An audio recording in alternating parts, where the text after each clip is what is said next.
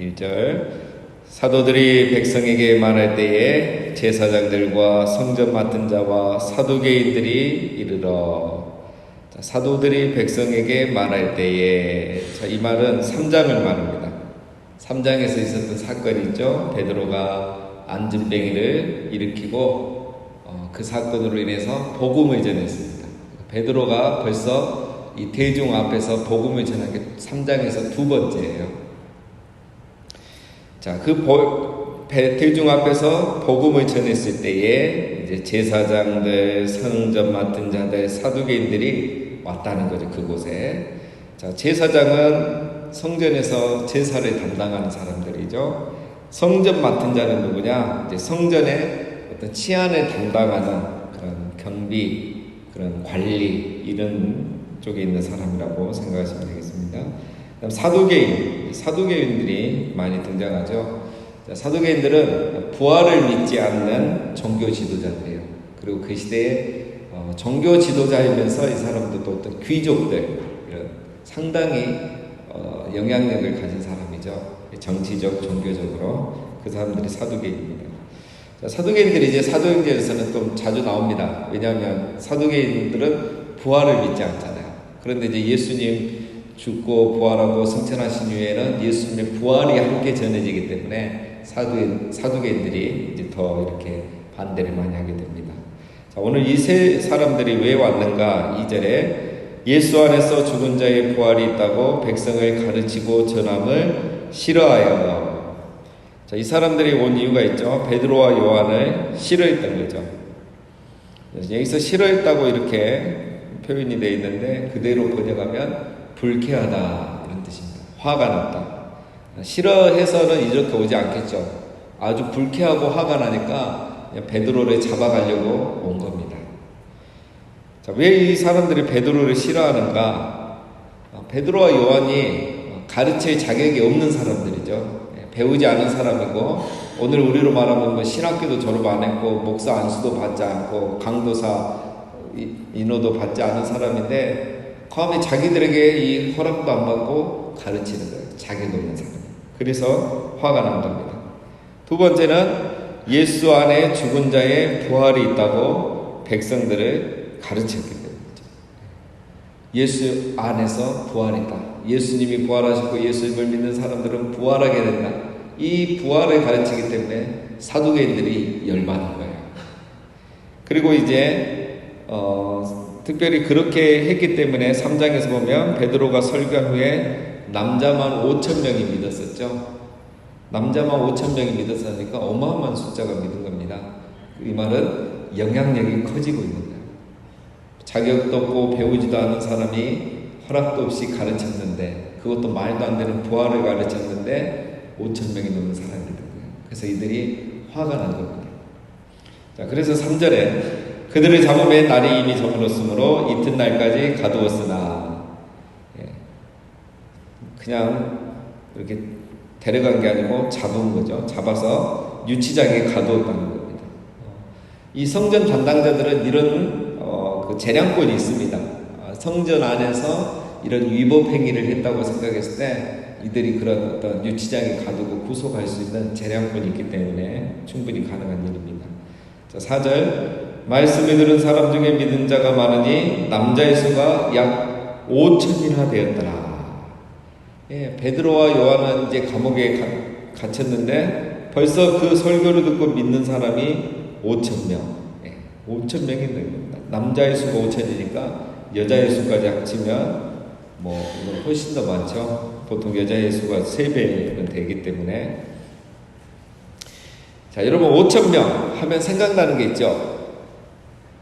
5,000명. 성경에서 5,000명이 나오면 딱 생각나는 게 남자의 수. 복음서에 보면 여자와 어린아이를 제외하고, 이 말은 남자만 5,000이었더라. 뭐죠? 오병이의 기적이죠. 자, 이게 의미가 있습니다. 물론 이 5,000명 믿은 거 셌겠습니까? 세기보다는 대략 보니까 5,000이겠죠. 6,000일 수도 있고 4,000일 수도 있을 건데, 이렇게 한 이유가 있죠. 베드로의 이 사역이 예수님의 사역을 이어가고 있다는 거예요. 예수님은 오병의 기적을 통해서 여자와 어린아이를 제하고 5,000명을 먹이셨죠. 베드로는 설교를 통해서 여자와 어린아이를 제한 남자만 5,000명을 믿게 했습니다. 베드로가 예수님이 하시는 일을 하고 있고 예수님보다 더 큰 일을 하고 있어요. 우리 요한복음 14장에서 살펴본 일을 지금 하고 있고 일어나고 있는 거예요. 예수님은 빈들에서 떡을 먹여주셨는데 베드로는 성전 미문에서 5,000명을 에게 생명의 양식을 먹여주고 있는 겁니다. 예수님은 육신의 배를 배부르게 하면서 예수님이 생명의 떡이란 걸 가르쳤는데 베드로는 바로 그냥 생명에 주는 예수님이다. 그래서 예수 안에서 부활이 있다는 걸 직접 가르치기 때문에 5,000명이 예수님을 믿게 되는 거예요. 예수님의 사역이 계속되고 있고 베드로는 예수님이 하신 일을 하고 있고 그보다 더 큰 일을 지금 하고 있는 겁니다. 성전 미문에서 안진뱅이를 고쳐준 시간이 오후 3시입니다. 해가 저물 때쯤 베드로와 요한이 유치장에 구금이 됐죠. 지금 우리 예수님은 6월절 전날 밤에 체포가 됐습니다. 제자들도 날이 저물 때 유대 지도자들에게 오늘 체포되고 구금이 되었죠. 이 모든 게 여러분 뭘 말합니까? 5,000명 해질 때에 잡힌 것. 베드로와 요한이 예수님의 그 길을 가고 있다는 거야. 똑같이 가고 있는 거야. 그리고 그 길에는 하나님이 여전히 함께 하신다는 겁니다. 예수님이 가던 그 길에 하나님이 함께 하신다는 거죠. 오늘 베드로가 가는 그 길에 하나님이 함께 하신 것. 그래서 이 5,000명의 열매가 나타난 거죠. 사도행전은 그걸 말하는 겁니다. 어떤 기적을 말한 게 아니라 예수님이 여전히 살아계시다. 어떻게? 영으로, 진리의 영으로 이 땅에 오셔서 동일하게 역사가 일어나고 있다는 것을 보여주고 있는 거죠. 그것은 바로 오늘 이 시대의 교회 안에도 예수님은 동일하게 함께 하시고 동일하게 역사합니다. 그거를 누가가 말하기 위해서 이 사도행전을 기록하고 있는 겁니다. 그래서 우리가 그런 관점에서 계속 사도행전을 살펴보겠습니다. 5절 이튿날 관리들과 장로들과 서기관들이 예루살렘에 모였는데 대제사장 안나스와 가야바와 요한과 알렉산더와 및 대제사장의 문중이 다 참여하여 자 이제 날이 밝았죠. 날이 밝으니까 이스라엘 최고의 자치기관이자 사법기관인 산헤드린 공의회가 모인 겁니다. 이게 산헤드린 공의회 구성원들이 보면 오늘 누굽니까? 관리들. 여기서 관리들은 그 1절에 나온 지도자들을 말합니다. 그들의 지도자들. 이 사람들의 지도자, 또 지도자들이 있을 거 아닙니까? 잡아간 사람은 그냥 실무자라면. 그리고 또 누가 왔습니까? 6절에 보면 대제사장 안나스와 가야바. 안나스는 장인이고 가야바는 사이입니다. 근데 대제사장이 지금 2명이 돼버리죠. 근데 사실은 현재 대제사장 가야바입니다. 안나스는 주후 6년에서 14년까지 있다가 이제 로마로부터 해고당했어요.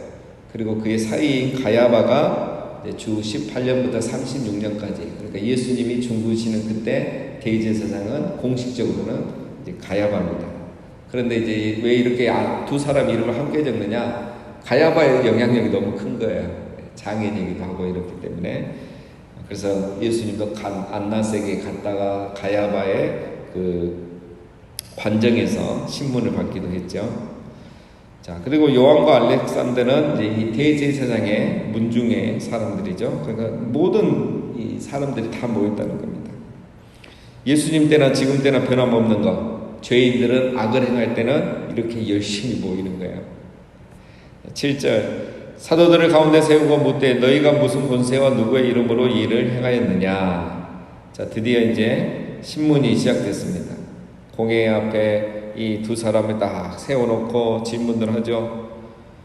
자, 오늘을 그대로 보면 무슨 권세로 일을 하였느냐 너희가 이 뜻이에요. 그래서 너희가란 말이 제일 뒤에 나옵니다. 보통 의문문은 이제 너희가 이렇게 묻잖아요. 왜 너희들이 이렇게 묻는데 이 사람들이 물을 때는 너희를 마지막에 넣습니다. 쉽게 말해 이 말이에요. 너희가 무슨 자격으로 일을 했느냐? 너희 같은 작자들이 이 말이에요. 아무것도 아닌 것들이 너희가 뭐라고 감히 이런 의미입니다. 굉장히 무시하는, 경멸하는 식으로 질문도 하고 있는 겁니다. 그러니까 이 사람들이 지금 묻는 건 뭐냐면 무슨 죄를 지었느냐 이거 묻는 게 아니에요. 법적인 잘못을 묻는 게 아니라 정치적인 죄를 묻고 있는 거예요. 자격도 없는 것들이 이런 식으로. 왜 이 성전을 어지럽게 하느냐, 질서를 어지럽히느냐, 이런 식으로 어떤 정치적인 질문, 경멸의 질문을 하고 있는 거지 무슨 죄를 지었느냐 이거 묻는 건 아닙니다. 자, 8절. 이에 베드로가 성령이 충만하여 이르되 백성의 관리들과 장로들아. 자, 여기서 중요한 건 이제 베드로가 성령이 충만하여 담대하게 답변을 합니다. 자, 베드로는 예수님 잡히실 때 두려워서 3번이나 부인했던 사람이 베드로 아닙니까? 그럼 베드로가 이제 사도행전 1장, 2장, 오순절 사건을 통해서 성령 충만한 베드로로 변화된 겁니다. 성령 충만하니까 베드로가 어떻게 됩니까? 두려움이 사라져요. 두려움이 사라져서 담대하게 복음을 전합니다. 그러니까 이 성전, 이 사내들인 공의에 이 최고의 사람들이 와가지고 신문을 하는데도 전혀 두려워하지 않고 겁을 내지 않습니다. 왜 이렇게 바뀌었습니까? 성령의 충만함을 받은 거죠. 다시 말하면, 더 구체적으로 말하면 이들이 이제 부활을 확실히 믿게 됐죠. 요한복음 14장에서는 예수님이 떠날 것 때문에 마음에 근심하였지만 예수님의 부활을 확신하게 된 거예요.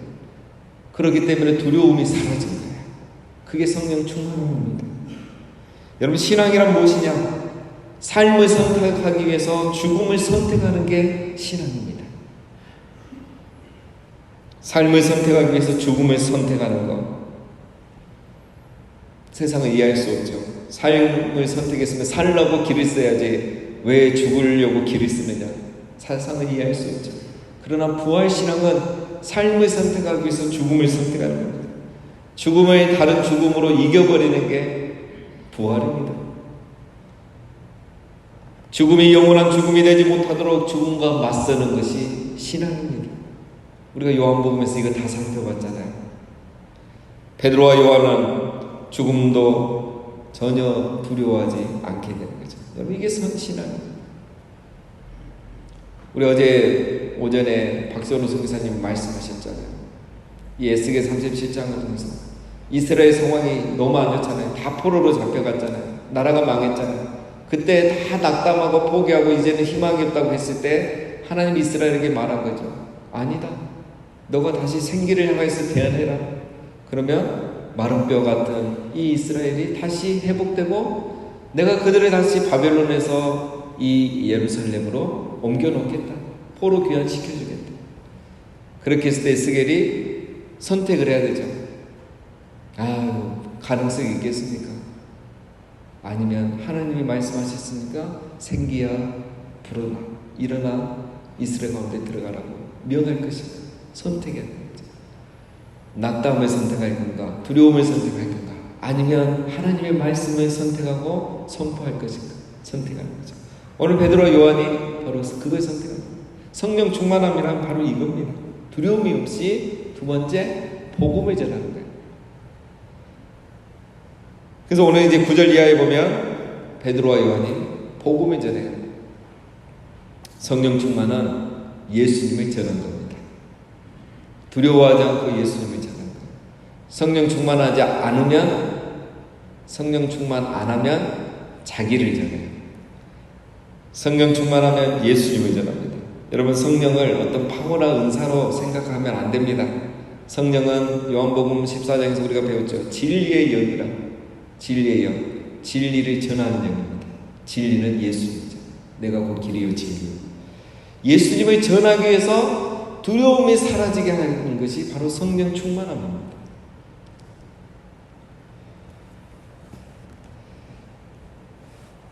이건 이제 그러면 뭐 베드로와 요한은 지금 핍박받으니까 이런 일이 있는데 우리는 뭐 이런 일이 없는데, 아닙니다. 오늘 똑같아요. 어제 말씀이 그런 거예요. 어떤 상황에서도 내가 복음을 붙잡고 예수님을 붙잡고 말씀을 붙잡을 건가? 그걸 믿고 선포할 것인가?